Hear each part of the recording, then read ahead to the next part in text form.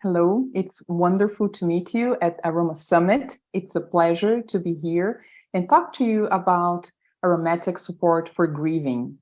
And I want to let you know that this is an invitation also for reflection. So let's dive in. First of all, I'd like to introduce myself. I'm Eli. I am speaking to you from Brazil. I am an aromatherapist, a sound healer, and I also work with Tibetan medicine. I have a specialization in end of life as a sentinel and interface chaplaincy and studies of death, thanatology, and how death impacts our day-to-day life. And today we're going to talk about how can we use aromatherapy, all these wonderful aromatic molecules to help us in time of grief. So I just want to let you know that I divided my presentation to 3 parts. So first of all, we're going to talk about a little bit of death and loss, also the grieving process, and then we're going to see how can we bridge this grieving process with the aromatics. And I'll give you some ideas, some patients that I followed, so you can follow also the way I work in my practice, and then hopefully give you some suggestions. I also will talk about one very special essential oil that is from Brazil. It's in the Amazon and other parts of Brazil. It's called Breu Branco. So hang in there that we will soon, when we get to the 3rd part, we will talk about it. So death and loss, we know it's part of our life.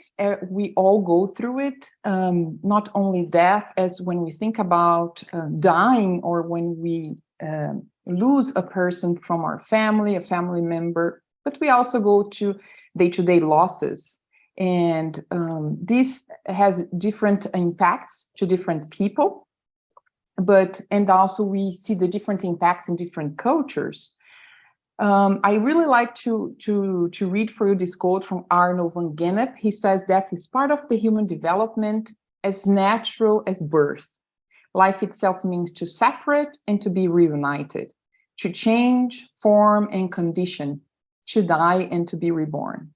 Just want you to think about this, and it's also nice because you're going to receive the material. So maybe you can go through this also and read this and put on your day-to-day reflections. Also in nature, and nature is a great teacher to us, I decided to put some pictures of differently than what we see usually in aromatherapy congresses. We see beautiful plants. This is beautiful in its own way. We see here that decay in nature is seen from different points of view. On one hand, we know that decay just means to die, or in nature, when you talk about matter, we're talking about literally to rot. And this is what we can see in those pictures. And we can see this every day in our gardens, if you garden, or it's around us when we are in nature. On the other hand, decay does not only have this negative connotation, because in nature, and we can really see this, and if you're used to doing your composting, decay also means that something new is developing out of the dead material. So keep that in mind also, and then we're going to see if we can do some bridging or transfer this concept we have in nature when we talk about our own death, and when we talk about death of family members, people around us, and when we talk about losses as well, things we stop having in our life. Maybe we lose our jobs, maybe a relationship, maybe things that use it to give us comfort and security. Sometimes in life we go through this process of losing them. And this is one thing we all as humankind, we went through during the pandemic. And it impacts us differently. And we are going to discuss this a little bit in my presentation today. I decided to put this picture from a Spanish painter, Julio Romero de Torres, and it's something that impacts us. So slowly, I'm bringing this concept to you, but we have a young lady here, and then how people, they process losing somebody. So we have, like in this painting, a mix of beauty with sadness, with desperation, with contemplation. So think about yourself when you go through this kind of process. If you have already experienced it, the way you process death or losing somebody. And then also, as I mentioned, when we go through process of losing things that are dear to us in life. We have our own different way, as unique as we are, to deal with it. But now I want to know about yourself, and I want to give you time to reflect. And then after, if you would like to use a journal that you could answer these questions, maybe it's a topic you have interest in and you'd like to reflect upon this. What about death in your culture, in your environment? Maybe it's time for you to reflect since you were a little kid. What have you heard in your family about death? These will all help us build the concept we have as grown-ups. And then sometimes we don't even know why we think the way we do, but we have been listening to things since we were small. How were or are in your community rituals treated? Is it something important? Is it part of your society? It doesn't exist anymore? How is it for you? How is death viewed in your religion, if you follow one, or a philosophy? What about your culture? We know different parts of the world deal with death in a different way, and then some will have festivities, some will have, it's part when people eat together, when somebody die, others will not do it. So reflect about yourself in your own culture. How does it happen? What about your friends and colleagues? What do you hear people talk about death around you? And what about yourself? How do you feel about this topic of death? What does it make you feel when you think about it? Have you ever thought about your own death or somebody that you really love? And if you did, how does it make you feel? What do you think? So keep these reflections to yourself, and then if you have time, it would be nice prompts for you in your journal if you are interested to research a little bit more about yourself on this topic. You know, death in our Western culture, and I'm going to talk about the Western culture because I am the Western culture. It's a taboo, usually in our society. And then we also see that death is associated with failure or a mistake in the health area. Professionals, they deal with this binomial of health and disease every day, life and death.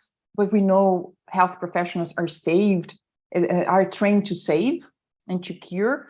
So usually I follow health professionals that deal with the death of their patients, and it's very hard for them to process it because the culture in the area, the education, it doesn't talk about it. It's really like minimum in the world, in medicine, in the Western culture, education that will prepare professionals to go through it. It's changing, but it's slowly. So this is what I say, that there's little or no training in caring for the terminal ill patient. We know there's a wave now when people are talking about it and talking about Brazil. It's something we've been talking about more now. So there's an increase, but the percentage is really low of people that get this kind of care, and also little or no training to health professionals on how to deal with it, the impact of it, and also how can we help the family members in the situation when we're talking about patients that are terminally ill. So what we see, and I work with health professionals that work with terminally ill patients. Professionals assume a death denial practice and attitude. So in order to survive, and it's a mechanism, avoid contact with their own emotions related to it. And this can lead to many symptoms we see. Most of them have this exhaustion, emotional exhaustion, and many other disorders. And not only that, but people in the family that go through the death of a patient, a family member, we see that too. Because we see there's no place to talk about it. And then even, I don't know about yourself in your community, but in my community, if we say something, you express something like in an informal conversation, but I'm gonna die, or I have this and that, and I know my death is coming. People say, no, don't say this. You're so young, you're so beautiful. You still have a long way to go. So it's really hard for us to listen to this. So remember, it's just an idea for a reflection. There's no right or wrong, but it's a time for you to reflect upon this. And if we are talking about aromatherapy to help in these processes, we need to understand what is behind all the symptoms when a person goes through the grieving process for death or for loss. So it's nice for you to know what's going back down the psyche. I would like also to bring this conversation about COVID-19 and also to have you reflecting on some questions and some things about death and loss after COVID. So during COVID, we all experienced many death and loss. I don't know if you have experienced this in your family, but we experienced the change of our lives greatly. We have loss of loved ones, we have loss of jobs, we lost our control, we lost the way we lived for many months. During those time, we had no possibility of hugging, kissing, graduations, celebrations, funerals, many things stopped happening. Still in Brazil, we're still having like graduation parties happening from 2 years ago. So many things happened. And during those times, it was really frightening because we didn't know when that would end. We also noticed that during the pandemic, we had lots of high stress and challenges at work. So the impact on our physical, mental, and emotional level is huge. And in the pandemic, we saw how it is intensified. Also worry and anxiety, frustration and anger. So we are dealing with this now. Also as therapists, we know the number of people that we're seeing that are showing influences that what we went through during the pandemic, even physically speaking, because many of the seniors couldn't go to their routine doctors and appointments. And now we're having an increase of chronic problems that we're dealing with. Also, we saw that we went to these changes in social rules. It was very challenging. We had that need for frequent readaptation. And maybe it's still happening depending on the country where you are. Right now in Brazil, we are having like a little wave, not a big one. And of course, it's different now what people are feeling. But like the past week, many of people that I know, I've been hearing about, I have COVID. So we're still learning how to surf in those waves. And then mental disorders, as I said, and exhaustion. This is one thing that we are seeing every day. Now I want to focus on health professionals. I don't know if you are one, but my heart goes out to you. And I also want to acknowledge everything that you did for us during the pandemic. And so we know you lost the ability to treat the way you used to because of COVID. So you could not do the things you were used to do to your patients. You had to, use all those protective equipment, difficulty breathing, your schedules, many things that changed. For many patients, it was very intense, emotionally speaking. You had to be the family for them during those time, and even probably make that last phone call for the patients to say bye to their families at home. So I know it was a very challenging time, and I actually can't say I know because I'm not in your shoes, so I probably can imagine, but not really know what you went through. You had the loss of contact with the family members of your patients, which is something that is really difficult. Fear of going back home because you could transmit and contaminate your family. So maybe most of you stayed isolated in hospital, and I know many health professionals that stayed in the hospital without seeing their families for months. And also, we know that the volunteer programs in hospitals and clinics are great for health professionals because they volunteer to be with patients in many times that you can't be with the patients, and those were canceled. So you were overloaded. So this is one frequent scene we have and had probably, and also still have. We know that doctors were seeing patients virtually, and then patients would say they were tired, and the doctors were very tired too. Nurses and everybody involved in the health care of patients during the pandemic. So I want you to reflect about these losses, as a health professional, as not a health professional, everything we as humankind went through in this past year. And this is so interesting. I love Dr. Rachel Naomi Remen, and she says the expectation that we can be immersed in suffering and loss daily and not be touched by it, it's unrealistic, as expecting to be able to walk through water and not get wet. So heads up, if you're feeling tired, if you feel exhausted, if you're feeling loss of patience, maybe it's you should look at yourself, self-care, as a health professional and not a health professional, because we were seeing what health professionals were going through and all the community, all the world, and then it is a kind of traumatic syndrome, a secondary traumatic syndrome. We didn't go through it, but we watched that suffering were happening and traumas were happening, so we are affected by it. So take a look at yourself, see how you are, your emotions, and look for help. There's always help. But I want to know about yourself.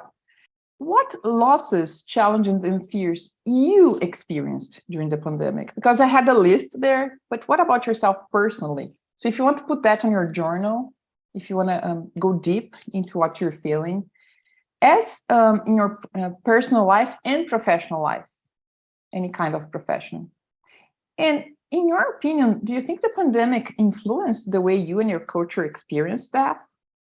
Think about that. And if you are an aromatherapist, it's nice for you to think about all those things, because you may be seeing clients that are going through symptoms and things that they are processing from the pandemic, emotionally speaking, and also in their mental body. So we are, as a whole, we are probably now being able to let go of many of those fears, and then we start having some symptoms. So as a therapist, as an aromatherapist, you heads up for those. Now let's talk a little bit about the grieving process, okay? So grief is a common process and a psychological response that happens after death or loss. And these include psychological and physiological symptoms, and they change over time. So think about grief as a process we go through when we lose something, a person, a job, a relationship. And it's a multidimensional process because it involves our emotions, our physical body, our social interaction, and our cognitive aspects. It's very common for people right after a loss or the death of a loved one to have problems with their memories. So remember, it's normal and it's a process. Now, I noted here just some symptoms that we call acute phase of grief, that it happens usually right after the death or the loss of something. So most of us experienced great sadness, longing with the person, or longing to be back to that job, or to that relationship, or to that city. We are constantly thinking about the person, or the last job, or what we lost. We may present anxiety or anger. And also, it's very common and it's natural for us to experience physical symptoms, as people may have headache, they will be feeling very tired, pain, real pain in the body, insomnia, and so many other symptoms. So if you're a therapist, if you are an aromatherapist and somebody is looking for your services because they have insomnia, it's very nice. We usually ask, a little bit about the day-to-day life, if you have lost somebody recently, or if you went through different, like sudden changes in your routine or in your life, in your job. So it's really nice to have that, historic part that, we do with our patients, and really have that in mind.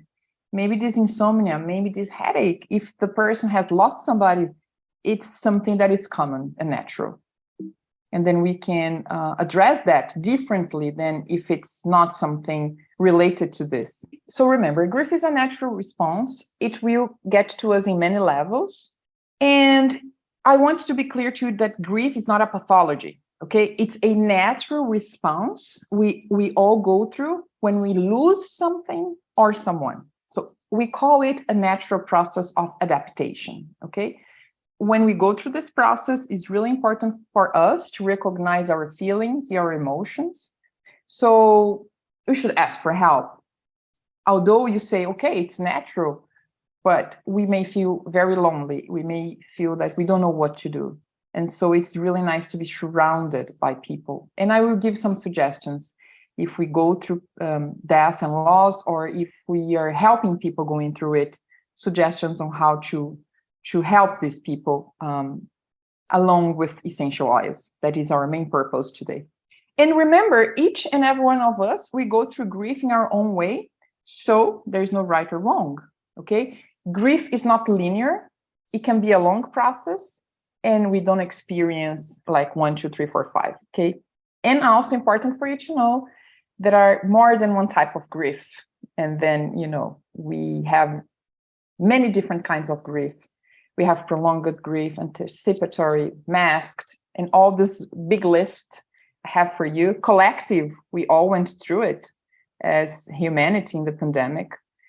But today, my presentation is focusing when we go through a normal kind of grief, which is what I'm talking to you in this presentation, that it's natural, it's a natural process. And so we have to go along and support ourselves or people that go through it. But it's normal. It's normal to feel sad. Now, I will expose you to two studies, different studies that talk about the phases of grief. One is from Elisabeth Kübler-Ross. She's very known, maybe if you know about her. She worked with terminally ill patients. And so she observed during those times in stay with them that they would go through a cycle, their grief would go through a cycle because they were grieving their own lives, their impending death. So first of all, people would go through denial and then anger and everything that I put here, we see here in this graph. And then anger and then bargaining, if I start doing that, I will, I hope to get better health. So struggling to find meaning, to understand what's going on, then depression, then acceptance. And so according to Kübler-Ross, these were clear stages that people that were terminally ill, they would go through. And then after this work went more into development, and now we have 7 stages. I'm not going to talk about the 7 stages. I just want you to see these 5 original stages that Kübler-Ross talked about. But remember, Kübler-Ross said that this was when people were grieving their own process of death. They were dying, And now I want to bring to your knowledge, and this is the 5 ones from Elisabeth that I said. And I want to bring to you the work of the 2 British psychiatrists, Bowlby and Murray Parks. They talked about 4 phases of grief, and it's a model for understanding this process when we lose things that are important to us or when we lose a loved one. So not talking about the loss of our own life, as Kübler-Ross did. So these 2 psychiatrists, they described these 4 phases. They talked about shock and numbness. So the phase immediately after you lose, let's say you lost a life job or a relationship or the death of a loved one. Immediately after that, sometimes people will feel shock and numb, and it's very hard. People shut down. Then the other phase would be yearning and searching. So it is when you're very sad, maybe you're angry, you have anxiety, confusion, and we think we saw the person in the supermarket, or we want them to return. So sometimes when you go to sleep, we start thinking about the person opening the door and things like that. This happens a lot. People will actually be sure that they saw the person in the kitchen. So this is normal, is a normal part that happens to us. Then the 3rd phase would be disorganization and despair. So this is when we start accepting the reality of the loss or of the death of that person. So in this stage, and then it's nice if you're a therapist, or if you are not, it's okay too, if you're experiencing that a friend of yours went through a death of a person or a loss. It's nice because you can understand this person. Apathy, anger, despair, hopelessness. So the person withdraws. It doesn't want to be with people. They just don't want to do what they used to do before. And so we disengage. And then we have the last phase, according to Bowlby and Murray, reorganization and recovery, which would be the final stage. And then when the grieving person, we begin to return to this new state of normal that is not the past, what we had in the past. So those intense feelings of anger, despair, they diminish. And then we start having more positive memories of the deceased person or the last job or the last relationship. And then the energy starts coming back. And then this would be the end of the grieving process. But remember, as I said, grieving is not a linear process. We can be feeling we are in the phase 3 and we go back to the first, and then we're starting to reorganize and we go back to the second. So it's a process and we don't know. So it's nice for us to be aware of it. And if you're following a patient, a person that you're helping and is going through this, it's important for you to know that it can happen. It's normal. People usually say, I'm going, backwards. I was better, and today I'm feeling so depressed. It's normal. So then I wanted to bring this to the table to you, and it helped me a lot when I started working with this, thinking about the 4 phases of Bowlby. If you could think about essential oils, these wonderful aromatic molecules, how could they help in these different phases? This could be a way. So if you are receiving a patient that is in this acute phase, like 2 days after the loss of a loved one, maybe this person is in this phase, can you think of essential oils that could help here? Or maybe here, the person is still feeling angry and wanting the person to return. Which essential oils would you use here? So this is the kind of reflection I want you to do. And remember, grieving is a natural process. So maybe we can use aromatherapy to support in those stages, because we have to go through those stages. We will arrive on the other side after we went through the whole process. We don't know how long that will take, but we can have aromatherapy as these wonderful molecules as allies.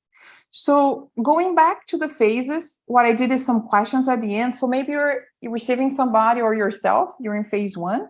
Maybe in this situation, this acute phase, maybe you can use a rescue, as we have in the flower essences, but maybe a personal inhaler, or I use a lot of the roll-ons with essential oils that will help the person feel grounded, feel on the ground, feel in the present. Maybe in the second phase, when the person is still thinking about the old job, the job that she just lost, or the loved one that she just lost, maybe it's difficult to perform day-to-day activities because the person's feeling too tired.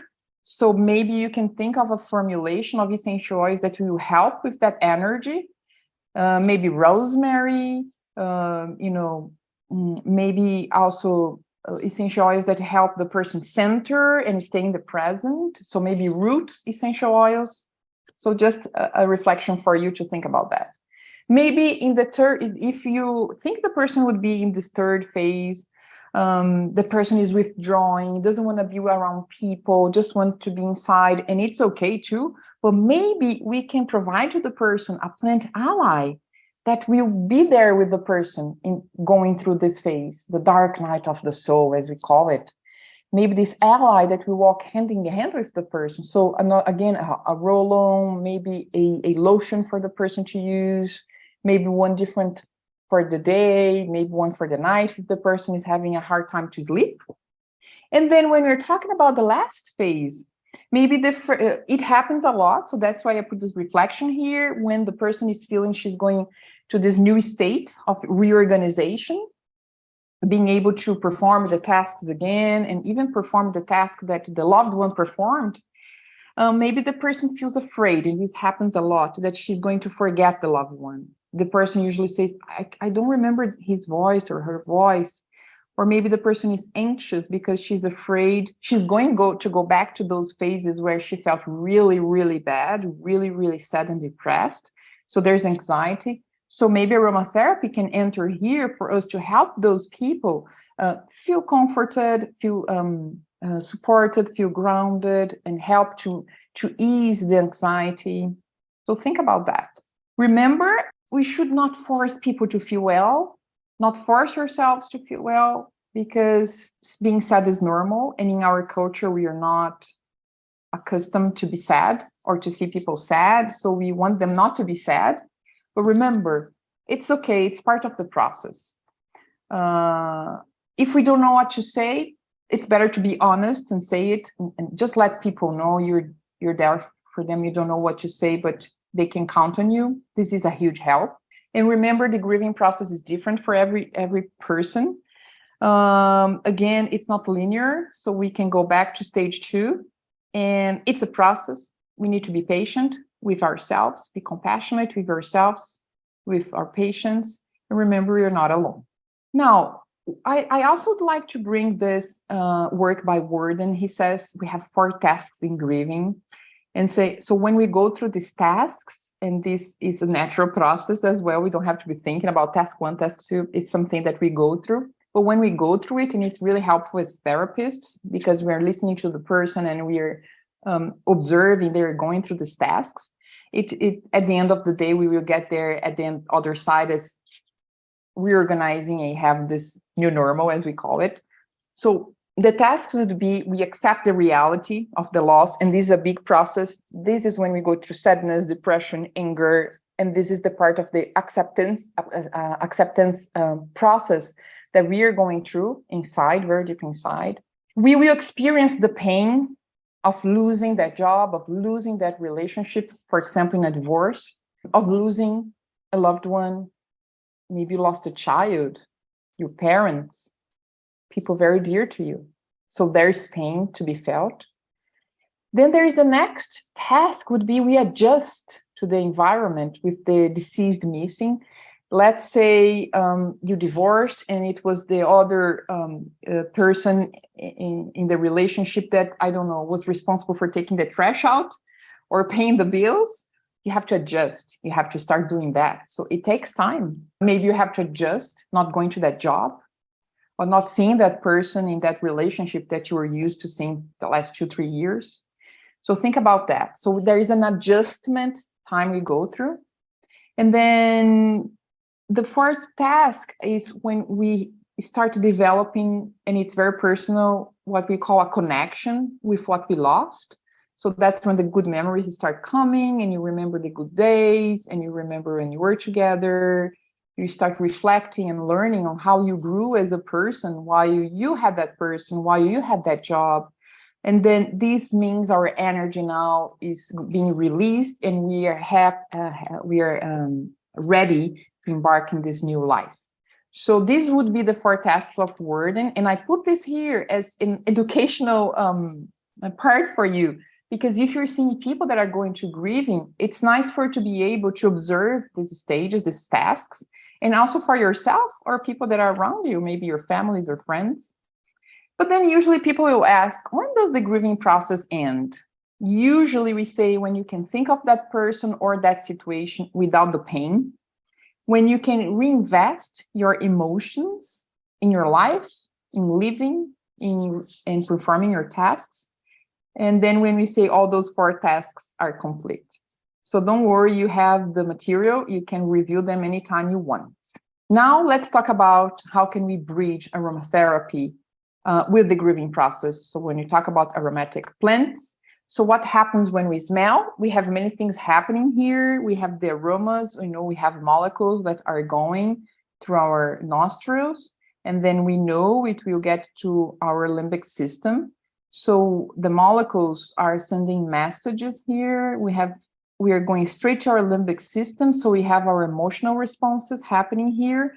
We have the thalamus, the hypothalamic part here, and all these organelles that we have that are connected to our olfactory tract. So the limbic system, those molecules get there. And then it's connected to our emotional seat. And then this is when the essential oils will work on our memories. We will also perform connections with the chemistry. And then it is connected to our hormones because it's in this area of our brain. And we have our amygdala here. So all these beautiful journey that the aromatic molecules they go through, and it happens so fast, and we know it can cross the brain barrier here and get into the side of the brain that are so important for our emotions. So when we smell, and now we're talking about aromatherapy, and then talking about this method of application, inhalation, it's something really important that we can work for ourselves. So remember that acute phase when we are feeling shocked and numb or traumatized, the smelling, something, a preparation that you do for the patient to smell is something really good that will really help as that rescue that I talked about. And then it starts to, depending on the blend you decide, to bring that anxiety down, to help the people relax and sleep better.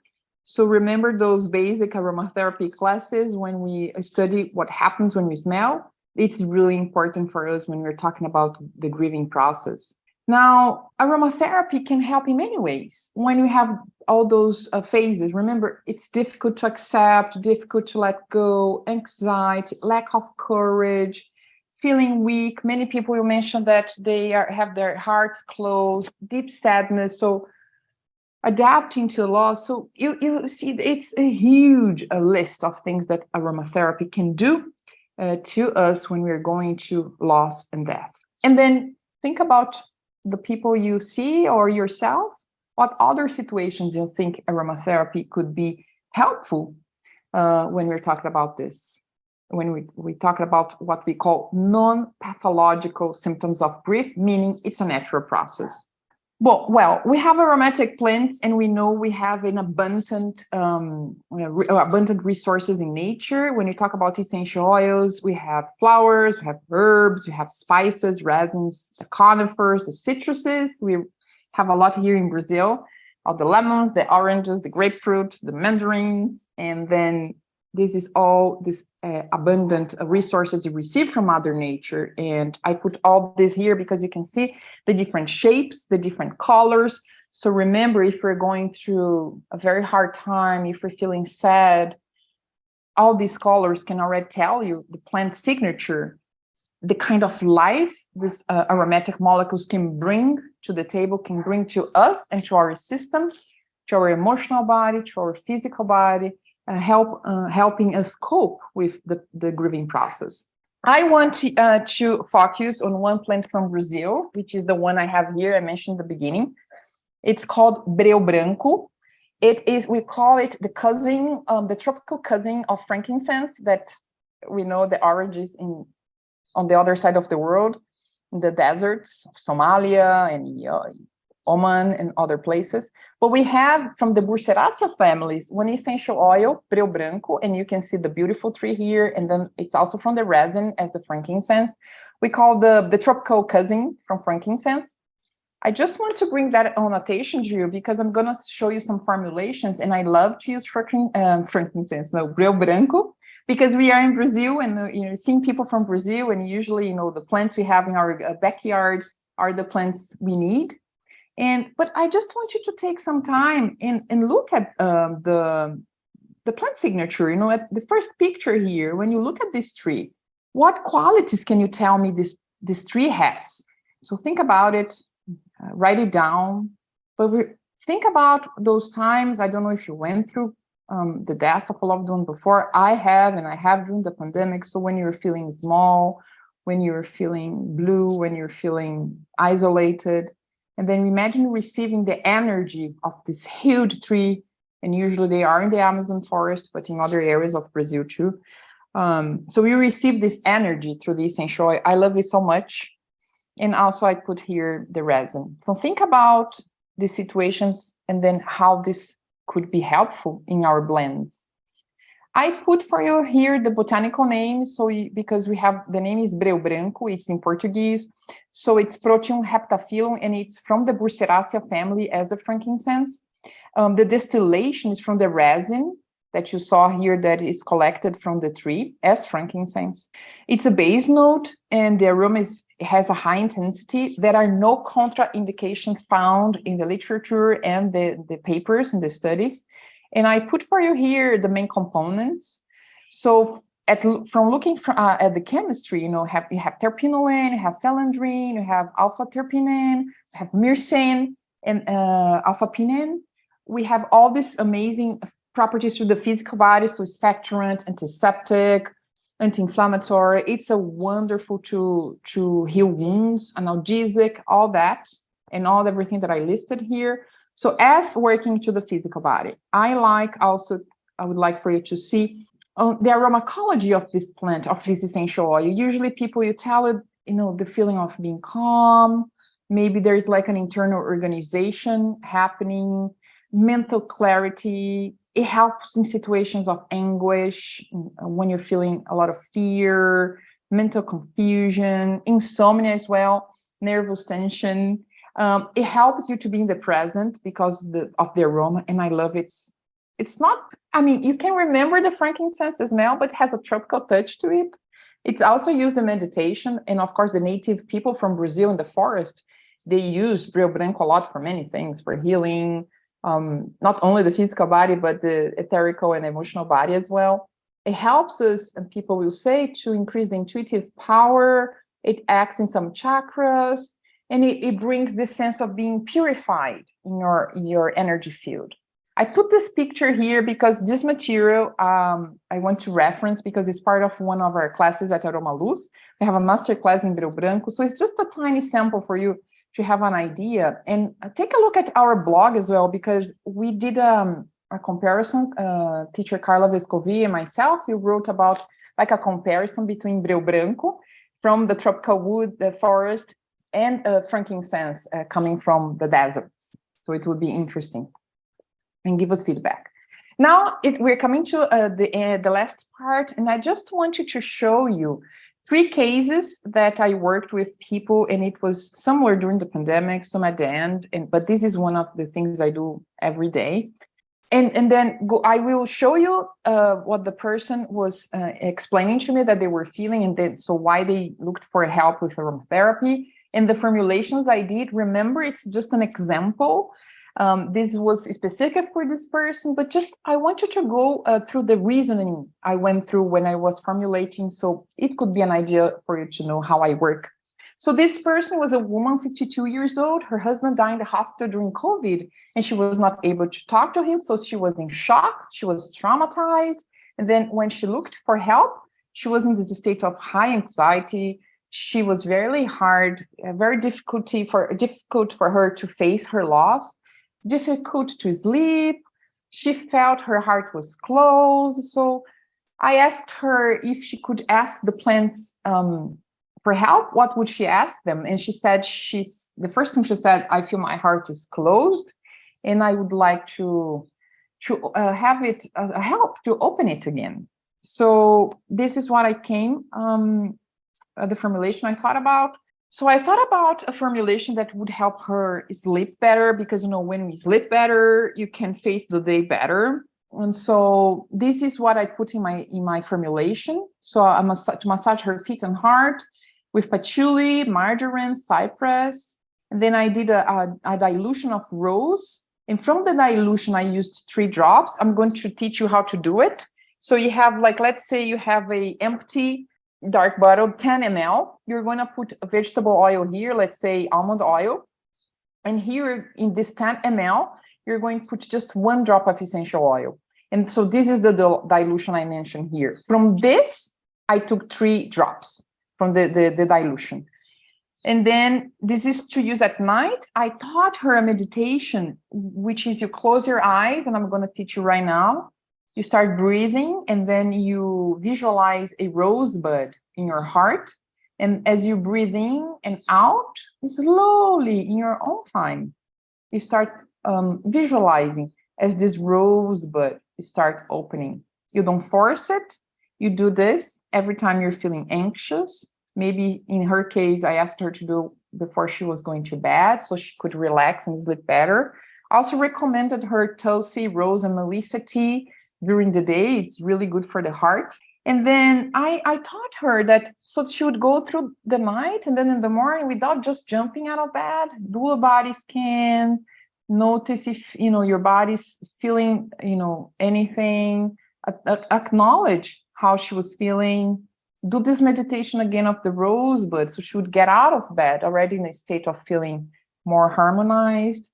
I suggested her if this would be a good time for her to journal if she wanted, and also prepare a room spray for her. I prepared a room spray for her house. I used sweet orange, lavender, atlas cedar to help us her center, and thyme to have us have had that courage that she said she was needing. And then after 4 weeks, we checked on the results, and she really started feeling how the plants were supporting her. So this was what she told me. Now I feel not alone. I feel the support. So we continued with this, and then after a while, she didn't even need them anymore. So this is just one example. Another one, a man, 57 years old, during the pandemic, he lost his lifelong job. So he was showing symptoms of anxiety. He was feeling so guilty. And then the most thing he told me, he was having all these negative thoughts.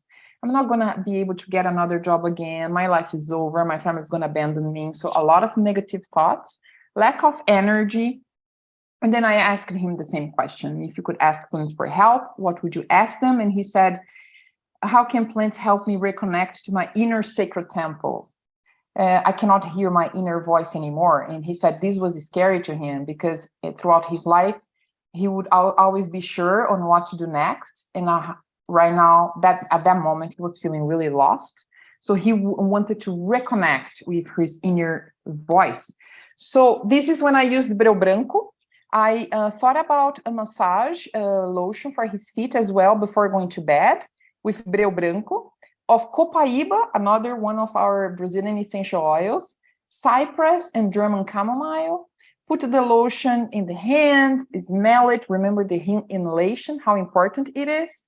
And then put the hands in his heart, listen to the beats, and then softly say, I can listen, I'm here. And then do this throughout the time we had the lotion. And then in the morning, again, a body scan, how you're feeling, acknowledge it, tell your heart again, you're listening, you're here, touch it. And I did a roll-on for him to use during the day because of the negative thoughts that he said he had, like lack of energy and negative thoughts during the day. And so a roll-on, he could carry it everywhere with rosemary, Pinus sylvestris, and pine, because he was feeling so guilty, and this helps a lot to process that. Bergamot, I use the free of Furanocumarine free, geranium to help his heart, and Breu Branco again. And then after 4 weeks, and I also suggest him to journal. He said he didn't like journaling, but he would like to record himself, and it was nice. After some months, I saw him again, and he decided to write a book about the experience with everything he had recorded. So remember the phases? He was readapting, and he was ready to the new wave of his life. And this was what the plants helped him. And then the third case to finish, a teenage boy, 15 years old. When the activities start, he didn't want to go back to school. He got used in being at home and not being in touch with friends, physically speaking. He had social anxiety. He did not want to leave his room. His mother said he started to be addicted to video games, cell phones. The mother was the one who asked for help. He was reluctant in the beginning, but then he accepted.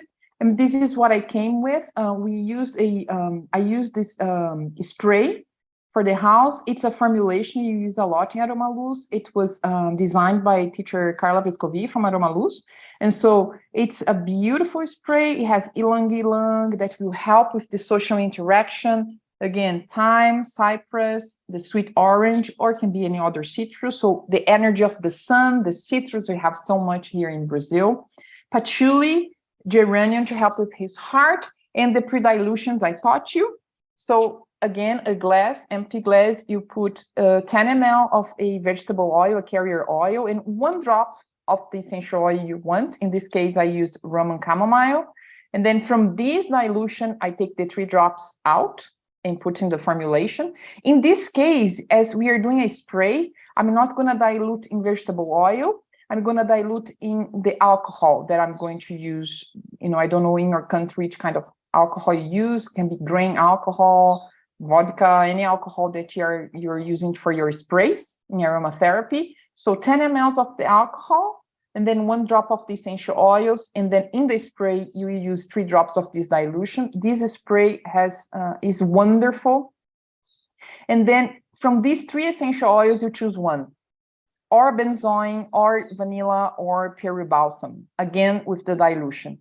You should try this. This spray is not only good for the social interactions, but when people are getting angry at each other, or the communication is not happening. Carla has worked with this so much in companies. People said they're not selling, the salespeople are not in agreement. So anything that is disconnected in communication, this spray is really good. So I decided that they should use in the house because it would help the whole family. And for the teenage boy, we use a roll-on that he said it would be okay for him to use. So we used cypress. It helped us let go of the past. Geranium, the bergamot, again, another citrus to bring the energy of the sun. And it also helps with frustration. So bergamot was wonderful for this boy. Patchouli to feel the grounded. Embryo branco, again, to bring that inner peace, that purification, and use as a roll-on. And then after 6 weeks, he was starting to get back to his activity. He accepted going back to school. And then we follow up, and he went back to his life. So I put here a lot of text because I wanted to read lots of strategies beyond aromatherapy. So suggestions as what we used to do with people that are going through this grief process. What I think it's important, 2 things that I think is most important that I see with my patients and health professionals that I work with, is to have a network of people that you trust. And if you have any spiritual practice, this is one of the things I see that's been really helpful to people. But please read the material with calm, because I intentionally put a lot of text because I know you're going to receive it so you can read and study. And if you are a health professional, I put some other suggestions here.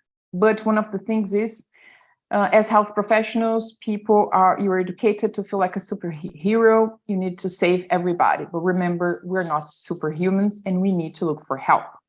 But please go through the material. And if you have any questions, I'm open, okay? And think about the strategies that will help yourself. What have you been using to take care of yourself, to maintain your well-being, okay? Forced bathing is something really good. So I recommend you go and do some forced bathing. So walk in nature. And if you're not close to a forest, you can go to a garden close to your house, or anything that helps us feel grounded and connected. And so it's really good. Death awareness, and this is one thing we did today with this lecture, to talk about death, to think about death, our own death of loved ones.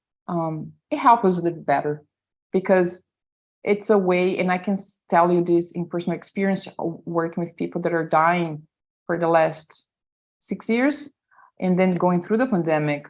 It's something that changes you, because we know we are not permanent. And then maybe that idea of talking to that person or going to that place, you're not going to wait until next year, or when you retire, maybe you start planning to do it as soon as you can. I love this quote by Gertrude Stein: there ain't no answer. There ain't going to be any answer. There never has been any answer. That's the answer. So think about that too. Reflect upon that. And then I'm going to read this poem by Tagore. Let me not pray to be sheltered from dangers, but to be fearless in facing them. And I think we need this reminder of Tagore when we are going through death, when we're thinking about our own death, and when we are helping people that are going through death and loss. Let me not pray to be sheltered from danger, but to be fearless in facing them. Let me not beg for the stilling of my pain, but for the heart to conquer it. Let me not look for allies in life's battlefield, but to my own strength. Let me not crave in actions fear to be saved, but hope for the patience to win my freedom. Grant that I may not be a coward, feeling your mercy in my success alone, but let me find the grasp of your hand in my failure. So I will leave you with that. And I want to acknowledge the help of Mother Nature and this divine intelligence that has gifted us with these wonderful molecules, because they're a lighthouse for us in times of grief, in times of the dark night of the soul. The essential oils bring that light, that energy, that feeling of not being alone, that if you have gone through this, you know what I'm talking about. And then if you have not, but when you go through it, you will remember this. Remember essential oils. They can really be our allies in times of grief. I have some references for you here. And then my contacts, so my Instagram, my email, also the website of Aroma Luz, where I teach. And you can find the masterclass, you can find anything. I want to thank Aroma Summit for the opportunity to talk about this taboo subject with you. I want to acknowledge the help of my friend, who is a designer that did all these beautiful images to me. Lucia, thank you so much. And I appreciate your attention. If you have any questions, anything you want to talk about, if you read the material after and have any questions related to aromatherapy or not, I'm open to answer and to talk to you. Thank you so much. Have a great, wonderful other lectures. Bye.